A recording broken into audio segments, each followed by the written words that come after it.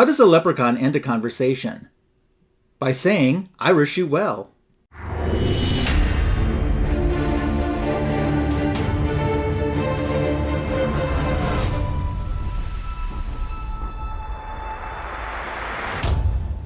Happy St. Patrick's Day! I'm going to see if the luck of the Irish is with me when I unbox an Ollie's comic pack in today's Lassoed Loot Volume 276 video. I also have a few comic books that I picked up from a comic show this past weekend to share with you. All of that is coming up and more in today's video, and I'm glad that you're here. Let's start out today with an Ollie's comic pack unboxing. There's 5 comic books for $5.99. I know the book that's on the front. I know the book that's on the back because you could see them. It's the book that's on the back that interested me in the pack the most. But the 3 books in the middle, those are the ones that I don't know about.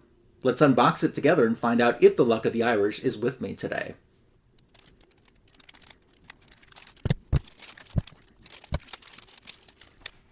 Okay, now that you're out of fast forward mode, I'm not looking at the books below, but let's start with book number 1. This is from Omnipress, and it's Invader Zim, issue 47. It's the A cover. This was obviously a book that I knew was going to be included because I could see it. It was on one of the side of the packs. Released in 2019, Sam Logan is the writer, and Maddie C is the artist. This is part 2 of the Battle Void arc, where Zim and Dib are stranded on the same planet, but Dib joins up with the local resistance, otherwise known as the Losers, and Zim decides to battle his way up the ranks of the planetary's gladiatorial system in hopes of getting to the world's extremely mysterious leader who does extremely mysterious stuff that Zim is gonna find out about. That's the big promise in this issue. In all fairness, in all honesty, I know absolutely nothing of this title. I obviously did my research before starting out today's video. I didn't even know it was a TV show. Never knew anything of it. Never knew of his existence. But it's in the collection for me to learn about now, and it started out my Ollie's pack. As I haven't peeked, I'm going to see what my next book is. Okay, I've looked down a little bit. I don't know anything about this book either. Let's show it to you. Britannia, issue number 4. So this is a Valiant comic book. Primarily with my collecting, I think you know it from watching my previous videos, I'm more of a big 2 guy. Marvel and DC, and I even love mostly my Bronze Age comic books. So what do you know about this? Because I know absolutely nothing. That's the thing, especially with the comic books that I'm sharing in this middle pack of this, or middle part rather, of this Ollie's comic pack. I don't know what I'm getting, so I haven't had the chance to research this. I like going to Ollie's because, I really like because they carry omnibuses most of the time. And they have other trade paperbacks and you can get really good prices. I don't always go through the comic book packs, but I'm interested and I'm impressed sometimes when I do go through the comic packs for the comic books that are visible on one side or the other. Sometimes you see, I've seen Bronze Age comic books on up that were visible in these different comic book packs. So that's part of the reason why I decided to take a chance with this. I haven't done an Ollie's comic pack unboxing since Comic Book Editions Volume 231. So you can check out that video if you wanted to see what I got back then. Okay. I'm not looking. Oh my gosh, I am getting another Valiant book. So far, at least I know I got something good at the end to share. Or I shouldn't say something good because these could be good. Don't yuck the yum, like I mentioned last week that John's Comics with Friends taught me. This is Harbinger Wars 2. And it's issue number 2. The artwork is very, very good on this.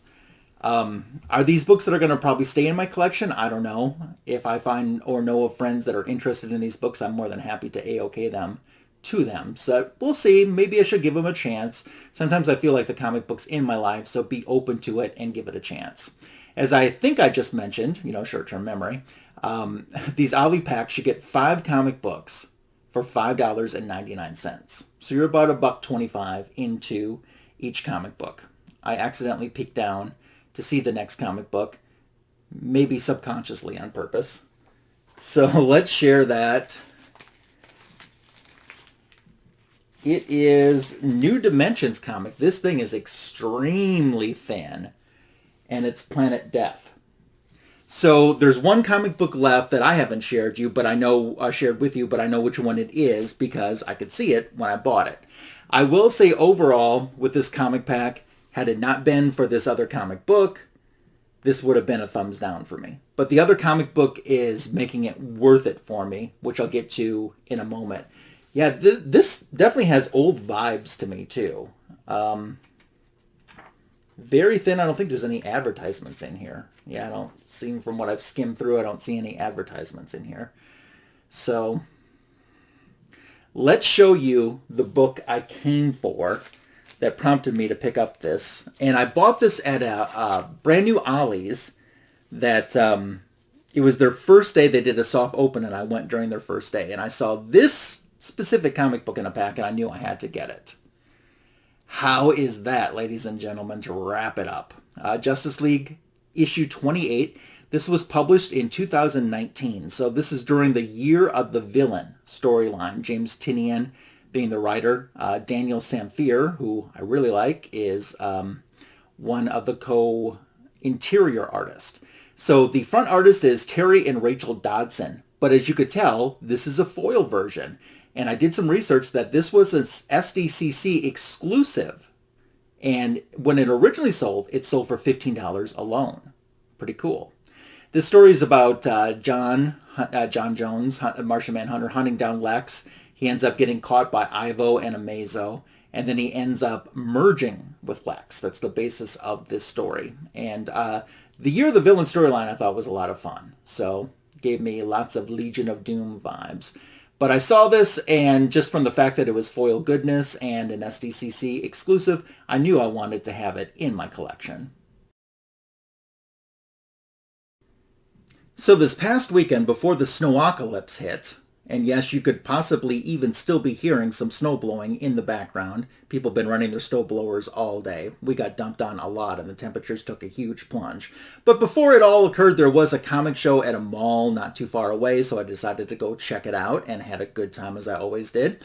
I picked up a few things, not only for myself, which I'm going to share now, but I've picked up a few things for other folks. A trade with John's Comics with Friends, and an AOK for another friend too. What I did end up picking up for myself, though, let's start out with this great Avengers issue. It's issue number 104, published in 1972. This was Roy Thomas's, as a writer, his final issue writing Avengers. He did something like 70 consecutive issues plus 2 annuals, so 72 consecutive Avengers stories he did, and this was his final one. Rich Buckler does the cover and interior art for this issue. So the Sentinels have captured Wanda, and the Avengers are out to try to save her. But the Sentinels have a plan to use a solar flare to end up destroying Earth and all of its inhabitants, because no Earth is better than an Earth with mutants, so they think. At the end of the story, Quicksilver seems to appear to vanish, and there's this big burst of light. In retrospect, it seems that this burst of light is the Inhumans' teleporting dog Lockjaw that teleports Crystal into the Sentinel's lair, and she grabs a hold of Pietro, and of course that's how they meet and end up falling in love. There's been there's a sizable portion of my comic book collecting when it comes to Avengers.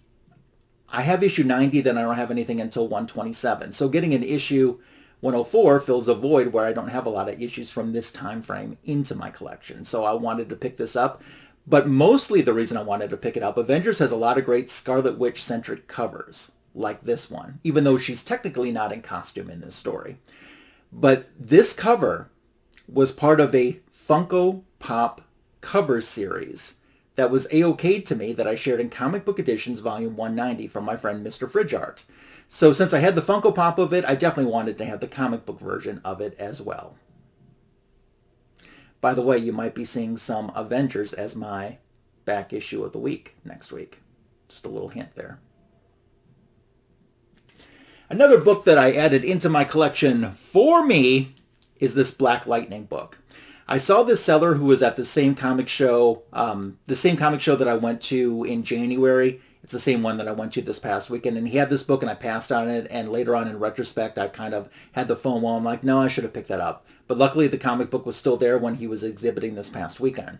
This is from 1978. Once again, we got another Rich Buckler cover. Love Rich Buckler. Don't think he ever got the credit he deserved. And I'm happy to say I own some original art of his. The writer is Jenny Blake Isabella, and Trevor Von Eden does the interior art. I'm working on Black Lightning Volume 1. It's not a long volume. It's 11 issues. And now that I've picked up issue 7, the only ones I'm missing are issue 1 and issue 9. In this story, Black Lightning is bound for execution by Tobias Whale and the 100 gang. And Peter Gamby is there with him, and he ends up paying the ultimate sacrifice in this story. There is a Black Lightning guest appearance in a Brave and the Bold comic book that I'm considering picking up sometime too. But I want to get the full run, I think, first of Black Lightning, and then see if I want to pick up any more of the extra appearances that he made in other issues. Let's share some other fun stuff with you. I mentioned in Comic Book Editions Volume 273 that I was kind of inspired by my friend Andre in Brazil and Silver Hair Bronze Age Babe, who've just been card collecting crazy lately, to pick up a trading card myself. And that finally has arrived. I ended up getting this on eBay. Andre bought a copy of this for his own collection a few years ago and had it shipped to my house. I held on to it until we were able to get it over to Brazil for him. And ever since I saw this card, I've been like, I kind of want to have this card myself into my collection. It is a 1975 Wonder Bread Maze card. There's the flip side for you too. Of course, it's a Wonder Woman solo card. There were 6 different cards that they did in this Maze card series that were DC Comics oriented. And I liked all of them, but I especially wanted to get this one into my collection. So a little bit of the FOMO there with my friends picking up some cards and adding them into my collection. I will say that I really want to scratch and find out where the hidden answers are, but this card is in such really great condition, and I got it for such a steal of a price that I dare not to. So this is something else that I've recently lassoed into the collection. Vintage Wonder Woman is always going to be a thumbs up for me. And then to wrap up today's video, Strangers in Paradise. This was a DC Comics role-playing module, and it's number 239. Came out in 1988. Dan Greenfield, the author, with assistance from George Perez. And we had this beautiful George Perez artwork. I don't do role-playing games, RPG, never have done it. Just Dungeons & Dragons, just kind of not my thing. I do support in Dungeons & Dragons live stream on YouTube on Sunday nights when I finish up Fanboys Live in the Retro Review to show support to my friends that are playing there. It was in my Comic Book Editions Volume 223 video that I showed a bunch of these role-playing modules that I had picked up at a half-price books. And I knew of this Wonder Woman one, but they didn't have it at that time. So the official description for this source book is a source book and solitaire adventure featuring Wonder Woman. Well, that just tells me a lot. But it does have some good artwork inside too, from that Perez era Wonder Woman that I love so incredibly much. By the way, speaking of Fanboys Live in the Retro Review, it's this Sunday night, 8:15 p.m. Eastern, 7:15 p.m. Central, here on my YouTube channel. Special guest this week will be Justin, No Good Comics. So it's going to be great to have Justin back on the show. I also want to remind you, for Women's History Month, I've been featuring all month long in my back issue of the week, and yesterday morning we dropped another new video that has done well. It is over 400 views already, so you know, in a day and a half, I'm pretty happy with that too. And it's on DC's Bombshell. So if you haven't had the chance to check that out, make sure to do so. I do appreciate it. And last week's video, which was on Marvel's A-Force, that got 300 views, and I was pleased with that. So I've kind of been doing, for Women's History Month, like girl groups or girl team-ups, all-female superhero team-ups and groups is kind of the theme for this, which is my 5th consecutive year of spotlighting Women's History Month on the back issue of the week. What did you think about what I shared today? I'd love to know. Leave me a comment. Do you have any of this in your collection, or are you looking for any of it to add into your collection? Those are great things to dialogue about as well. Your comments are welcomed, encouraged, and appreciated. Subscribe to the channel if you're not already. Of course, give the video a thumbs up and make the algorithm and myself happy. Puts a smile on both of our faces. Thanks for making it to the end of Lassoed Loot 276, Lassoed Loot, where I'm catching comic book treasures. See you again soon.